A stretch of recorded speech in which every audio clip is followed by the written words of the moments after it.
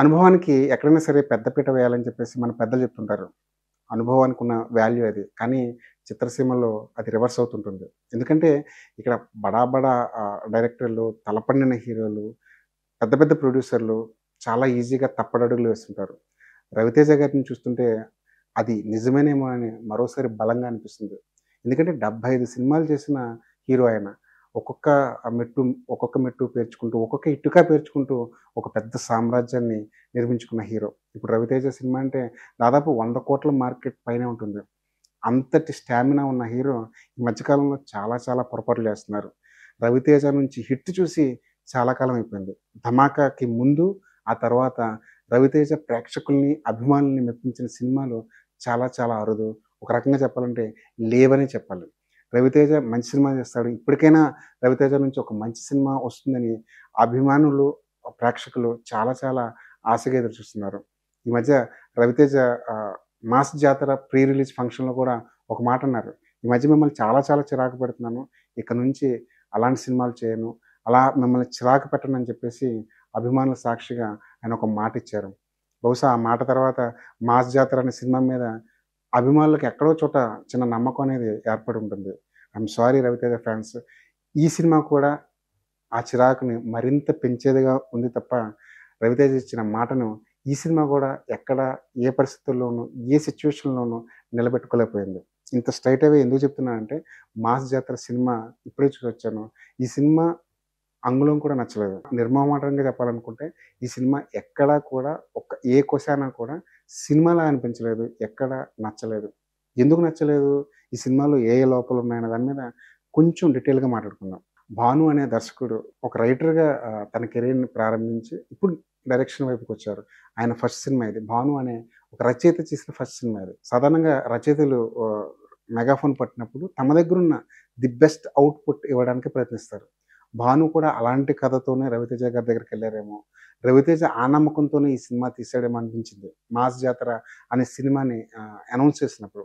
ఒక కొత్త దర్శకుడికి 'రవితేజ' లాంటి హీరో అవకాశం ఇచ్చాడంటే ఎక్కడో ఒక కథకు సంబంధించి ఎక్కడో ఆయన ఎక్సైట్ అయ్యి ఉంటాడు.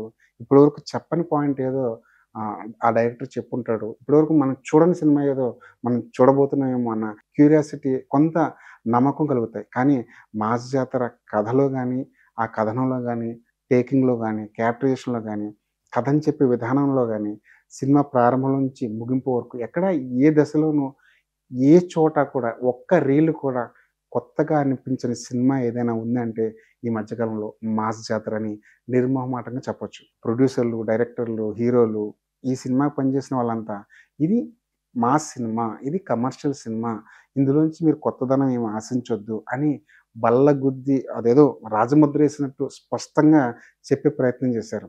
మాస్ సినిమా అంటే, కమర్షియల్ సినిమా అంటే కొత్తదనం ఉండాలన్న రూలేం లేదు. కాకపోతే ఆ మాసిజంలో, ఆ కమర్షియల్ యాంగిల్స్‌లో, ఆ హీరోయిజంలో, ఆ ఫైట్‌లలో, ఆ పాటల్లో ఎక్కడో ఒక చోట స్పార్క్ అనేది ఉండాలి. 'విక్రమార్కుడు' చూసుకోండి, 'క్రాక్' చూసుకోండి, 'కిక్' చూసుకోండి. ఇవన్నీ మాస్ సినిమాలే. ఇవన్నీ క్లాస్ సినిమాలని ఎవరు చెప్పరు. ఇవన్నీ కమర్షియల్ సినిమాలే. కానీ కమర్షియల్ మీటర్‌లో ఉంటూనే ప్రేక్షకులకి హీరోయిజంలో గాని, ఆ కథలో గాని, ఆ ఎమోషన్‌లో గాని, ఆఖరికి ఆ ఎలివేషన్‌లో గాని మాస్ ఆడియన్స్‌ని సాటిస్ఫై చేసే అంశాలు ఉన్నాయి గాబట్టే ఆయా సినిమాలు హిట్ అయ్యాయి.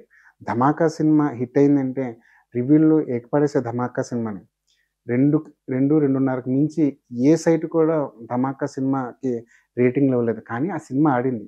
ఆ సినిమాకి 100,00,00,000 వచ్చాయి. ఆ సినిమా 'రవితేజ' కెరియర్‌లో బిగ్గెస్ట్ హిట్‌గా నిలిచింది. అంటే ఆ కథలో గాని, కథనంలో గాని, పాటల్లో గాని, క్యారెక్టరేషన్‌లో గాని ఎక్కడో ఆడియన్ ఏదో కొత్తదనాన్ని గ్రహించాడనమాట. ఆడియన్స్ హిట్ చేశారంటే, ఆడియన్స్ ఓటేసారంటే ఆ సినిమాని అంత తేలిగ్గా తీసుకోవాల్సిన అవసరం లేదు. సో, రివ్యూ రేటర్లు వద్దన్నా, రివ్యూ రేటర్లు పక్కన పెట్టినా సరే 'ధమాకా' అనే సినిమా హిట్ సినిమానే. అది కమర్షియల్ మెటర్‌లో సాగిన సినిమా. 'మాస్ జాతర' కూడా అదే కమర్షియల్ మెటర్‌లో సాగిన సినిమానే. కాకపోతే సీన్ నంబర్ 1 నుంచి సీన్ నంబర్ 60 వరకు ఎక్కడ కూడా ఆడియన్‌ని ఏ దశలోనూ సాటిస్ఫై చేయని సినిమా ఇది. 'భాను భోగవరపు' అనే దర్శకుడు ఈ కథను 'రవితేజ' దగ్గరికి ఎలా తీసుకెళ్ళాడు? ఏం చెప్పి 'రవితేజ'ని ఒప్పించాడన్నది $1,000,000 ప్రశ్న. ఒక కొత్త దర్శకుడు 'రవితేజ' లాంటి మాస్ హీరో దగ్గరికెళ్ళి కథని చెప్పి సింగిల్ సిట్టింగ్‌లో ఒప్పించాడంటే కథలో ఏదో మ్యాజిక్ ఉందేమో అనిపిస్తుంది. 'మాస్ జాతర' అనే కాంబినేషన్ బయటికి రాగానే ఆడియన్స్ అందరూ ఇదే ప్రిపేర్ అయ్యారు. సామజవర్గమున, వాల్తేరు వీరయ్య, సింగిల్ అనే సినిమాలకు పనిచేసిన ఒక రచయిత రవితేజ దగ్గరికెళ్ళి ఒక కథ చెప్పి ఒప్పించాడంటే సంథింగ్ ఏదో మ్యాజిక్ ఉంది ఈ కథలో అనిపిస్తుంది. కానీ సినిమా ఎక్కడ చూసినా సరే ఇంత రొటీన్ కథని, ఇంత కమర్షియల్, ఇంత ఫక్త్ కమర్షియల్ సినిమాని ఏం చెప్పి రవితేజని ఒప్పించాడన్నది చివరి వరకు ఆడియన్‌ని వెంటాడే ప్రశ్న. ఈ విషయంలో భాను భోగవరపు అనే దర్శకుడిని నిందించడానికి ఏం లేదు. వేలెత్తి చూపించడానికి ఏం లేదు. ఎందుకంటే ఇది హీరోల రాజ్యం. హీరోలు ఏ కథని ఒప్పుకుంటే అదే ఫైనల్. రవితేజ నమ్మాడంటే ఆయన ఏదో చూసుంటాడు ఆ కథలో. లేదా ఈ దర్శకుడు ఏదో కొత్తగా చూపిస్తాడు నన్ను అని నమ్ముంటాడు. సో, ఏ డిసిజన్ తీసుకున్నా అది రవితేజకే చెల్లుతుంది. ఈ సినిమా తప్పొప్పులు, ఈ సినిమా రిజల్ట్, ఈ సినిమా హిట్, ఫ్లాపు ఏదైనా సరే, ఏ క్రెడిట్ అయినా గాని అది రవితేజకి మాత్రమే దక్కుతుంది. ఎవరైనా సరే హిట్ సినిమా చేయాలని ఓ ప్రాజెక్ట్ మొదలెడతారు. ఫ్లాప్ సినిమా తీయాలని ఎవ్వరు అనుకోరు. రవితేజ కూడా అనేక ఫ్లాపుల తర్వాత ఎలాగైనా సరే ఈ సినిమాని హిట్ చేయాలన్న కసితో ఈ సినిమా ఒప్పుకొని ఉండొచ్చు. రవితేజ కెరియర్‌లో హిట్స్ ఉన్నాయి, ఫ్లాప్స్ ఉన్నాయి, డిజాస్టర్‌లున్నాయి. కాకపోతే ఒక ఫ్లాప్ సినిమా వచ్చినా సరే ఎక్కడో ఒక చోట గౌరవం ఉండేది. 'ఆటోగ్రాఫ్ స్వీట్ మెమోరీస్' అనేది ఫ్లాప్ సినిమానే. రవితేజ కెరియర్‌లో ఒక ఎక్స్‌పెరిమెంట్‌గా చేసిన సినిమా అది. ఆ సినిమా బాగానే ఉంటుంది. కాకపోతే ఆడియన్స్ ఆ రోజు బాక్స్ ఆఫీస్ దగ్గర ఆ సినిమాకి తగిన వసూళ్లు ఇవ్వలేదు. కానీ 'ఆటోగ్రాఫ్' అనే సినిమాలో రవితేజ ఎందుకు యాక్ట్ చేశాడు? ఇలాంటి సినిమాలో రవితేజ యాక్ట్ చేయకుండా ఉండాల్సింది అని ఏ అభిమాని అనుకోడు. ఇప్పటికీ ఆ టీవీలో గాని, ఆ శాటిలైట్‌లో గాని, ఆ ఓటీటీలో గాని 'ఆటోగ్రాఫ్ స్వీట్ మెమోరీస్' అనే సినిమా వస్తుంటే ప్రతి రవితేజ అభిమాని చాలా గర్వంగా చూస్తాడు. రవితేజ గారికి కూడా ఇప్పటికీ ఆయన ఫేవరెట్ మూవీ అది. ఇప్పటికీ ఆయన చెప్తుంటారు.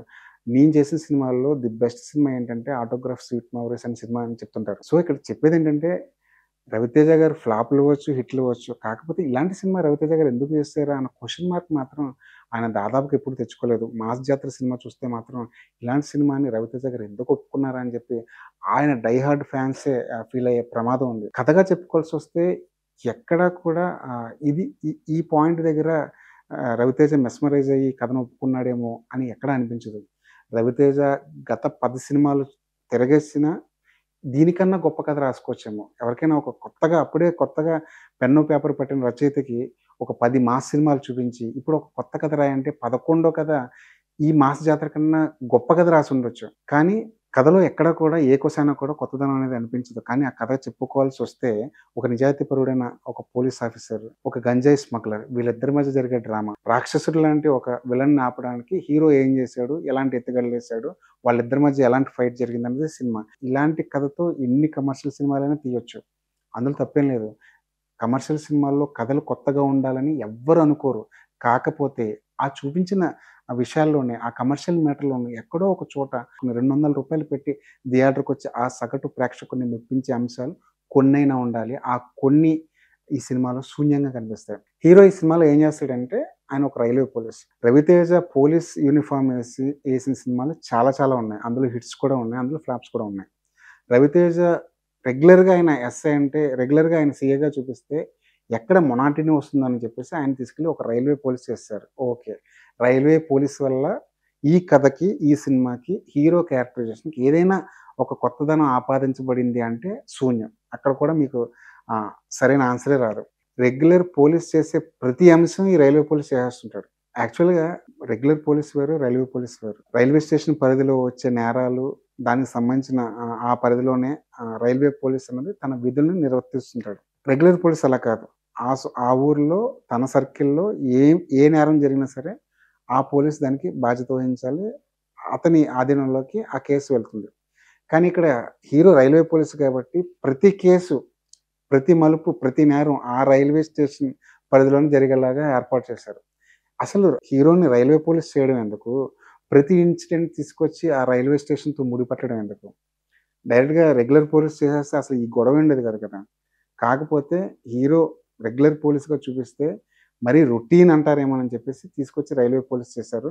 అది అన్నిటికన్నా పెద్ద మిస్టేక్. పోనీ హీరోయిన్ క్యారెక్టర్ దగ్గరికొద్దాం. హీరోయిన్ క్యారెక్టర్ ఈ సినిమాలో శ్రీలీల చాలా సందర్భాల్లో మాట్లాడుతూ చెప్పిందేంటంటే, "ఈ సినిమాలో నేను ఒక పల్లెటూరు యువతలా కనిపిస్తున్నాను. ఈ సినిమాలో శ్రీకాకుళం యాస నేర్చుకున్నాను. ఈ సినిమాలో శ్రీకాకుళం యాసలో నా క్యారెక్టర్ అదిరిపోతుందని" చెప్పి రకరకాలుగా మాట్లాడారు. సీన్ నంబర్ 1 నుంచి సీన్ నంబర్ 16 వరకు 10 సీన్‌లోనూ, 15 సీన్‌లలో ఉంటే, ఒక్క సీన్‌లో కూడా ప్రాపర్‌గా శ్రీకాకుళం లాంగ్వేజ్‌ని ఆమె డెలివరీ చేయలేకపోయారు. ఆ మాత్రం దానికి శ్రీకాకుళం యాసించుకోవడం ఎందుకు? ఆ మాత్రం దానికి పల్లెటూరి ఆ వేషం వేయడం ఎందుకు? సినిమా మొత్తం కూడా ఆ శ్రీలీల కనిపించే ఆ కాసేపు కూడా చాలా ఆర్టిఫిషియల్‌గా, చాలా గందరగోళంగా, చాలా కంగారు కంగారుగా ఆ క్యారెక్టర్‌ని డిజైన్ చేయడం జరిగింది. ఈ సినిమాలో హీరోయిన్ ఏం చేస్తుందంటే, హీరోయిన్ గంజాయి అమ్ముతుంది. ఒక హీరోయిన్ చేత గంజాయి అమ్మించడం అనే ఒక కొత్త ప్రాసెస్‌కి దర్శకుడికి హ్యాట్స్ ఆఫ్ చెప్పాల్సిందే. ఇంత గొప్పగా, ఇంత కొత్తగా కథ రాసుకున్నందుకు. పోనీ హీరోయిన్ చేత గంజాయి అమ్మించారు. దాన్ని కూడా ఆడియన్స్ రిసీవ్ చేసుకున్నారనుకుందాం. ఆ గంజాయి అమ్మించడానికి ఉన్న మోటివ్ ఒకటి తర్వాత ఎప్పుడో రివీల్ చేస్తారు. అది ఇంకా కృతజ్ఞంగా ఉంది. హీరోయిన్ క్యారెక్టర్ కూడా కొన్ని ట్విస్టులు పెట్టారు.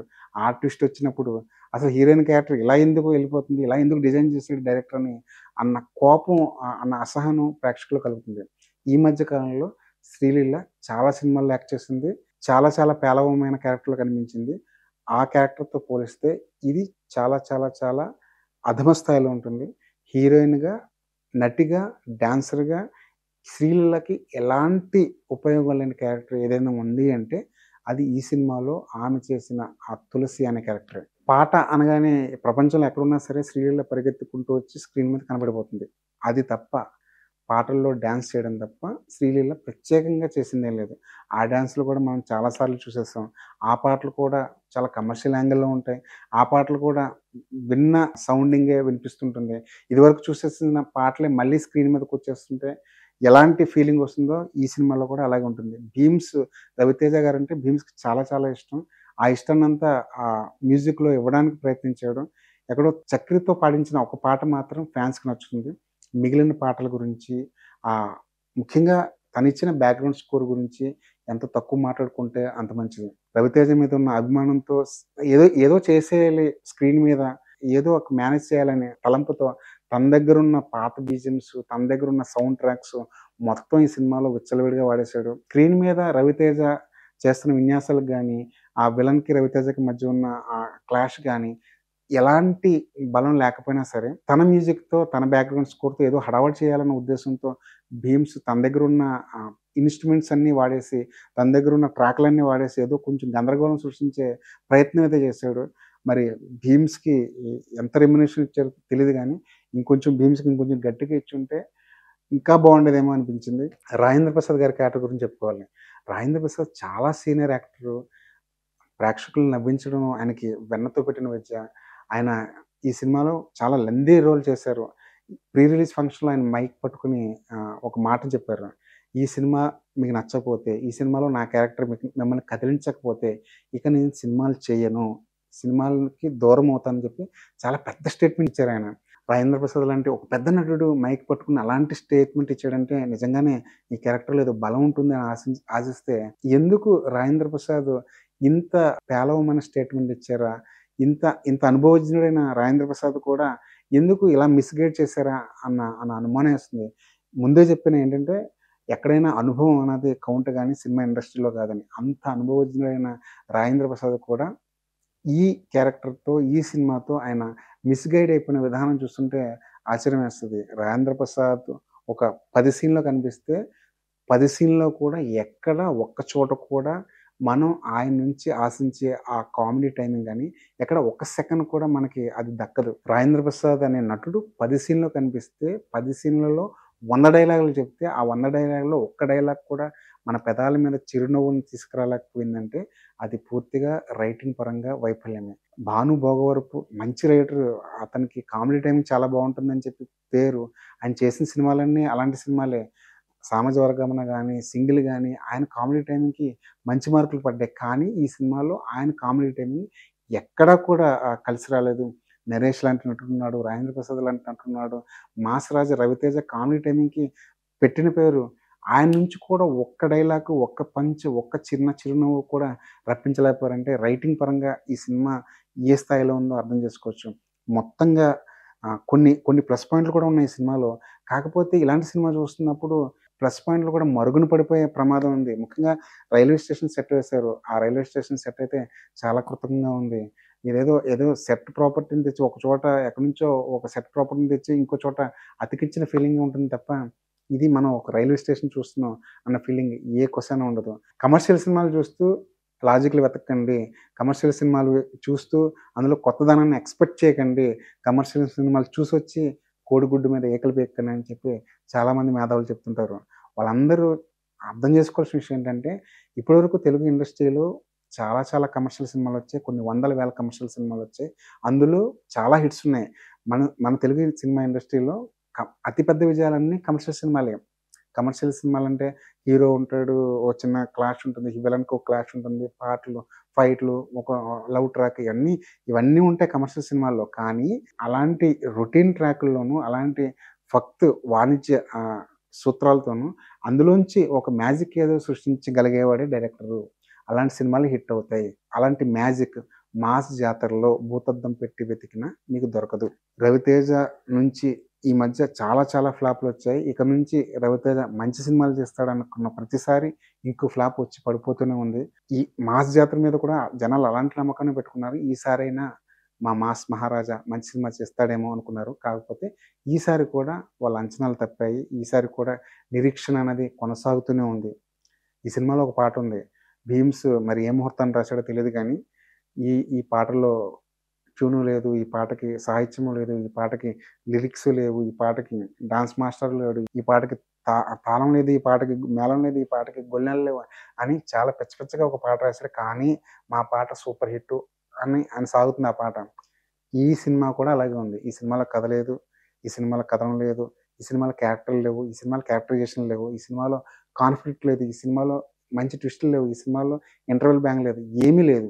కానీ ఈ సినిమా హిట్ సినిమా కాలేకపోయింది. అదొక్కటే తేడా. ఈ రివ్యూ చూసిన తర్వాత 'రవితేజ' ఫ్యాన్స్ చాలా డిసప్పాయింట్ అవుతారేమో నాకు తెలీదు గానీ, మీరు సినిమా చూడండి. మేమిచ్చిన రివ్యూ చూడండి. మీరు ఆ సినిమా చూసిన తర్వాత మీకొచ్చిన ఎక్స్‌పీరియన్స్ ఏంటి? ఈ సినిమా మీద మేమిచ్చిన రివ్యూ జెన్యూన్‌గా ఉందా లేదా? ఈ సినిమా చూసిన తర్వాత మీకేమనిపించింది? కామెంట్ బాక్స్‌లో మెన్షన్ చేయండి.